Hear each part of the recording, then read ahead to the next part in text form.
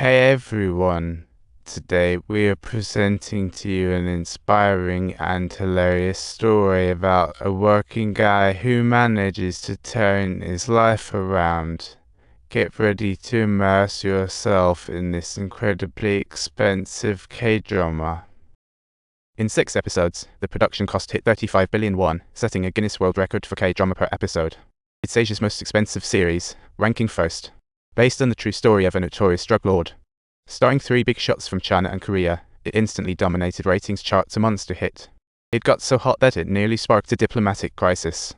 Without further ado, let's dive into this wild spending spree of a K-drama featuring our hero, Renji. Are you ready? Growing up orphaned, our hero skipped classes to learn judo, but hey, free lunch is free lunch. What a smart cookie. He hustled hard, selling fish for his siblings' college, now delivering girls to US-based multitasking. He heard that marriages come with red envelopes, so he started reaching out to all his female friends. Surprisingly, some were ready to share a slice of the meat. Seo Huey, who quickly married him, netting a bit of cash, but soon enough 2 little mouths came along to eat him out of house and home. Just as things were tough, a friend named Xiao Pang treated him to some fancy birdfish, a life-changing delicacy for sure. Xiao Pang mentioned a place called Suriname, where birdfish is as cheap as air, while laundry detergent is their main business. With a bizarre twist, even if he ends up losing his shirt, it's better than starving to death. Sending birdfish back to Korea could easily net him a few hundred million won. He tells his wife he's going with Xiao Pang to find cheap goods while secretly borrowing 100,000 won, not knowing this is just the beginning of his descent into chaos. They set up a factory in Suriname. Looking at tons of birdfish in the warehouse, it felt like finding a gold mine. The opportunity to get rich was finally. Soon, they were gearing up to send their first batch of birdfish back to Korea, when suddenly a bunch of soldiers barged in.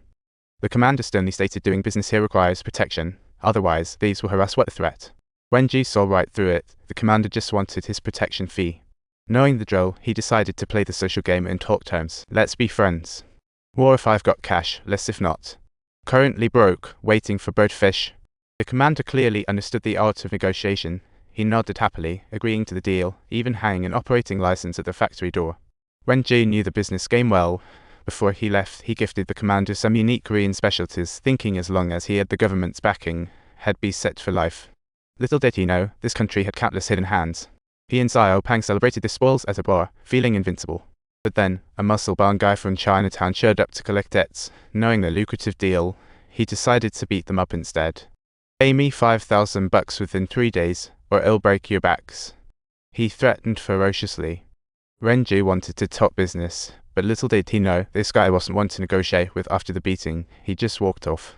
Faced with this unexpected demand for $5,000, Renji was all frowns. The payment still hadn't come in, and he felt like he was about to lose a kidney. Just when he thought he had no way out, his phone buzzed with a group message. It was from a local church, and the pastor happened to be Korean, so he followed his curiosity and headed over. His wife loved churches, so he figured he'd snap a prayer pic for her. Suddenly, a Korean pastor walked up to the podium. The pastor was droning on about boring scriptures, and they were about to leave when he called them up for introductions. Since they were fellow countrymen, they struck up a lively chat, and Renji spilled all about yesterday's drama. The pastor eagerly offered help, saying he knew the muscle guy quite well from his years in Suriname. The pastor made the call and sent his assistant to take Renji and his crew to Chinatown for negotiations. But when the muscle guy saw Renji, he frowned. After all, this was his turf, and he couldn't let the pastor get too cocky. However, the pastor held his ground, stating that the control of the birdfish was now in their hands. Talk about a power move. Renji couldn't believe his luck, feeling like he'd hit the jackpot. They'd just step onto the expressway to wealth. When he went back to check the papers, he learned the pastor had huge power and might even become the next president of Suriname. How could they not strut around Suriname in the future? So he asked Xiao Pang to send a great gift to the pastor, feeling as giddy as a child. But before he could celebrate, disaster struck. The crew delivering the birdfish called to say customs found a ton of laundry detergent in the shipment. The ship was confiscated, and he called a friend to seek military help while reaching out to the pastor for assistance in this emergency situation. Soon, the police came knocking, ready to arrest Renji, and in a panic, he pretended to be Chinese, trying to outsmart the cops. But they had the photocopy of his passport, and just like that, Renji found himself on a one-way ticket to prison. Renji didn't despair, expecting the military commander and pastor. It was the Korean National Intelligence Service who rescued him.